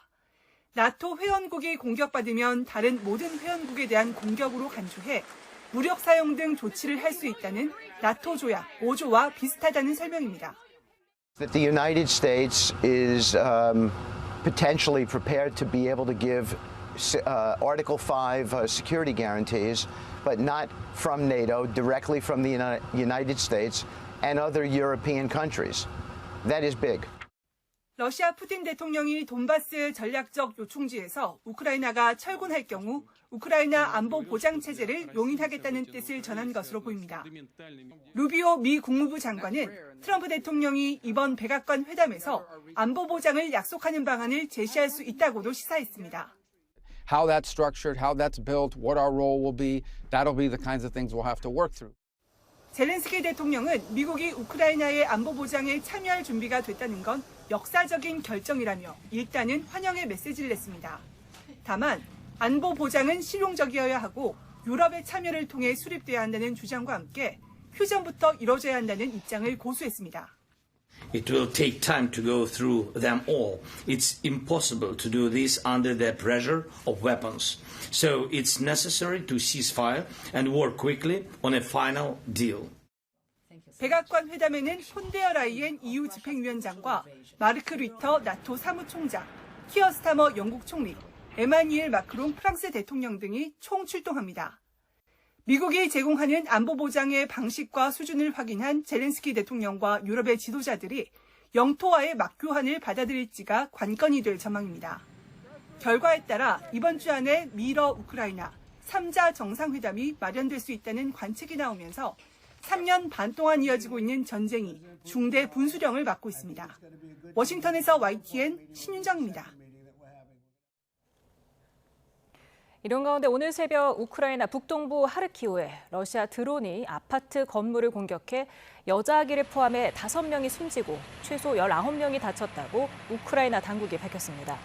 이보다 몇 시간 앞서 러시아의 탄도미사일 공격으로 하르키우에서 적어도 11명이 다쳤고 남부 오데사에서는 러시아의 드론 공격으로 연료 에너지 시설에 큰 불이 났습니다. 우크라이나 공군은 밤새 러시아가 6개 지역 25곳을 타격했다고 밝혔습니다. 최근 백화점과 같은 각종 공중이용시설을 겨냥한 폭파 협박이 잇따르는 가운데 공중협박죄를 적용한 첫 법원 판결이 나왔습니다.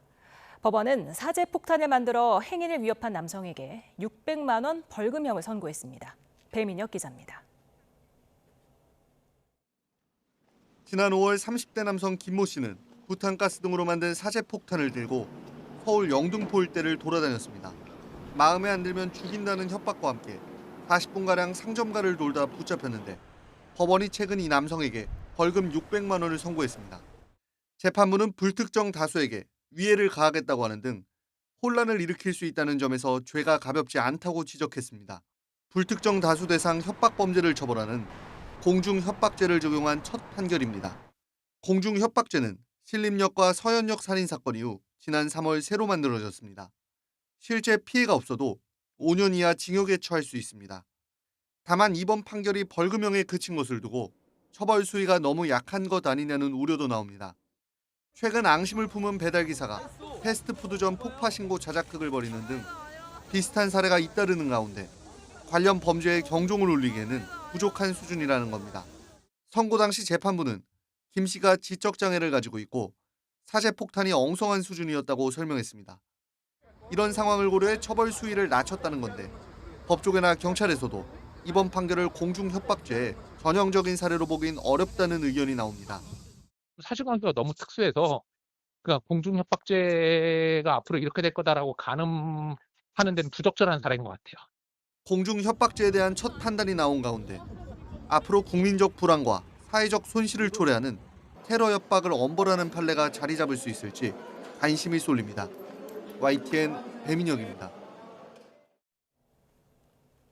무면허로 음주운전하다 휴가 나오는 군인 아들을 데리러 가던 어머니 등 2명을 숨지게 한 20대 남성이 사고 당시 시속 135km로 과속했던 걸로 드러났습니다. 20대 정모 씨의 첫 공판에서 검찰은 제한속도 시속 50km인 구간에서 시속 135.7km로 차를 몰았다는 공소 사실을 밝혔습니다. 구속 상태로 법정에 나선 정 씨는 당시 상황이 기억나지 않는다고 말했는데 변호인은 혐의를 인정하며 피해자 측과 합의하려 노력하고 있다고 덧붙였습니다. 술에 취한 채 스스로 목숨을 끊으려 호수에 뛰어든 남성이 경찰의 가까스로 구조됐습니다. 지난 15일 밤 10시쯤 전주 아중호수에서 한 남자가 휴대전화를 3대째 부수고 있는데 곧 물속으로 뛰어들 것 같다는 신고를 받고 출동한 조성천 경위는 구조를 거부하는 40대 A씨를 끌어올려서 무사히 구조했습니다. 조현 외교부 장관은 한반도 비핵화와 관련해서 동결에서 감축, 폐기로 이어지는 단계적 전략을 마련하겠다고 밝혔습니다. 이에 앞서서 북미 대화와 남북 대화 재개가 우선이라고 말했는데요. 다음 주에 열릴 한미 정상회담에서 이를 위한 진전된 내용이 나올지 주목됩니다. 홍선기 기자입니다. 이재명 대통령은 지난주 광복절 경축사에서 내놓은 대북 메시지를 통해 한반도 비핵화에 대한 의지를 다시 한번 강조했습니다. 평화로운 한반도는 핵 없는 한반도이며 주변국과 우호적 협력을 기반으로 하는 한반도입니다. 조현 외교부 장관은 이와 관련해 단계적 비핵화 전략을 준비할 것이라고 밝혔습니다. 이를 위해서는 북미 대화와 남북 대화 재개가 우선이라는 것도 분명히 했습니다. 이를 바탕으로 동결, 감축, 폐기로 이어지는 단계적 비핵화 전략과 실행 방안을 마련하고 중러 등 주변국의 건설적 역할 또한 견인해 나가겠습니다. 그러나 북한의 단계적 비핵화가 북핵 문제에 대한 새로운 접근법은 아닙니다. 역대 정부마다 조금씩 차이는 있었지만 핵 동결에서 완전 폐기로 가는 단계를 내세워왔습니다. 다만 북한이 비핵화 논의 자체를 거부하는 상황이 관건인데 동결을 앞세울 경우 북한의 대화 재개의 명분을 줄 수 있다는 분석도 나옵니다. 출발에서는 핵 군축으로 시작해서 마지막 최종 상태는 비핵화로 가는, 다시 말해서 핵 군축적 과정을 통한 비핵화, 이런 부분에 절충점이 충분히 있다, 저는 그렇게 생각합니다. 조현 외교장관은 오는 25일 열릴 한미 정상회담에서 성과를 도출할 수 있도록 노력하겠다고 말해 북핵 문제에 있어서도 진전된 내용이 나올지 주목됩니다. YTN 홍선기입니다. 정동영 통일부 장관은 철저히 남북 간 상황을 관리하면서 단계적으로 군 통신과 9.19 군사합의 복원 등으로 군사적 신뢰를 쌓아가겠다고 밝혔습니다. 정 장관은 오늘 국회 외통위 업무보고에서 대내외의 복잡한 정세 변화 속에서 한반도 리스크를 한반도 프리미엄으로 전환하기 위한 정책을 추진하겠다며 이같이 말했습니다. 이어서 정부의 공식 통일 방안인 민족 공동체 통일 방안의 발전안을 만들고 한반도 평화통일기본법 제정과 남북 기본협정 체결도 추진하겠다고 덧붙였습니다. 중국 오픈에서 아쉽게 무릎 부상으로 경기를 포기해야 했던 배드민턴 여제 안세영이 세계선수권대회 2연패에 도전합니다. 프랑스 파리에서 열리는 이번 대회에서 올림픽의 영광을 재현하겠다는 각오입니다. 이대건 기자입니다. 배드민턴 세계 1위 안세영이 진천 선수촌에서 동료들과 훈련에 열을 올립니다. 오른쪽 무릎 밴드도 풀었습니다.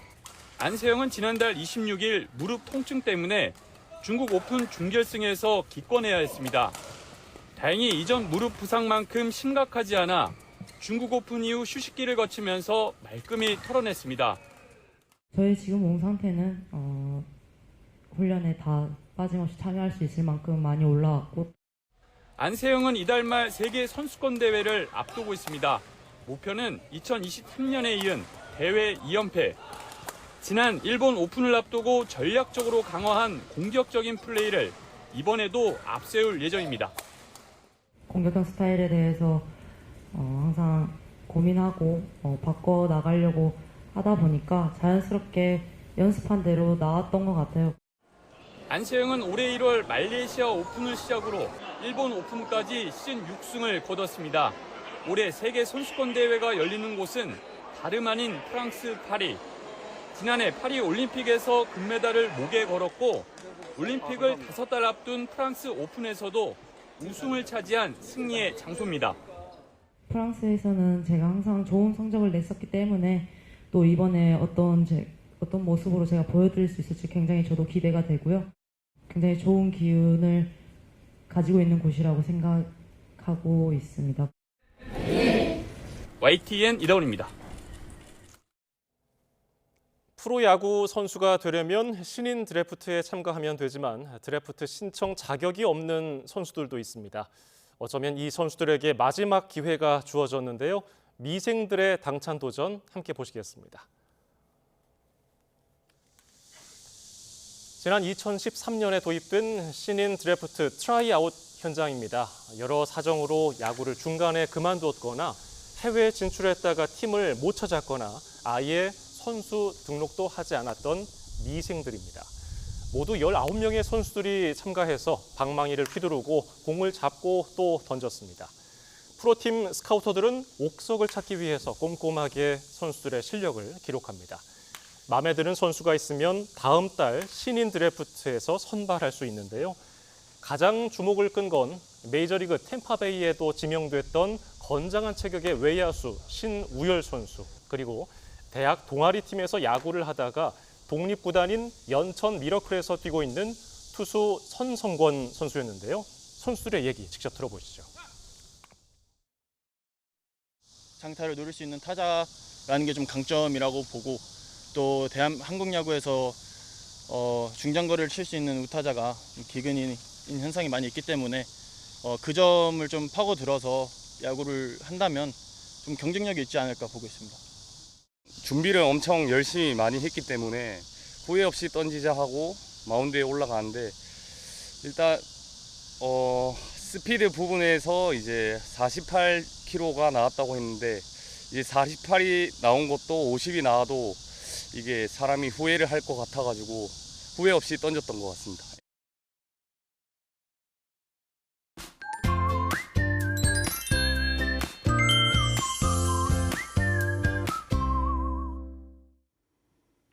오늘은 낮 동안 대체로 맑고 더웠지만 밤사이에는 중북부 지역에 비가 이어지겠습니다. 네, 특히 경기 북부와 강원 북부 지역에는 시간당 30mm 안팎의 강한 비가 예고됐는데요. 내일 오전까지 경기 북부와 영서 북부 많은 곳에 80mm 이상, 그 밖에 중부지방에 적게는 5에서 많게는 60mm의 비가 내리겠습니다. 취약 시간대에 비가 집중되는 만큼 안전사고에 유의하셔야겠고요. 오후에는 내륙 곳곳으로 요란한 소나기도 지나겠습니다. 비가 그친 뒤에는 습도가 높아져 내일도 밤낮 없이 무덥겠습니다. 우선 밤 사이에는 대부분 지역에서 열대야가 나타나겠고요. 한낮에는 서울이 31도, 대구는 35도까지 오르겠습니다. 수도권과 영서에는 모레도 비가 내리겠고요. 당분간 밤낮 없이 무더운 날씨가 이어질 전망입니다. 무더위 속에 막바지 여름 휴가 즐기는 분들 많으실 텐데요. 더위를 피하기 위해서 계곡을 찾으셨다면 주의해야 할 것들이 있습니다. 계곡은 날씨에 따라 수심이 변하기 때문에 물놀이 전 일기예보를 꼭 확인해야 하고요. 안전을 위해 지정된 장소에서만 물놀이를 즐겨야 합니다. 또 계곡의 바위와 돌은 매우 미끄럽고 날카로운 나뭇가지 등에 발을 다칠 수 있으니까요. 꼭 신발을 착용하는 게 좋습니다.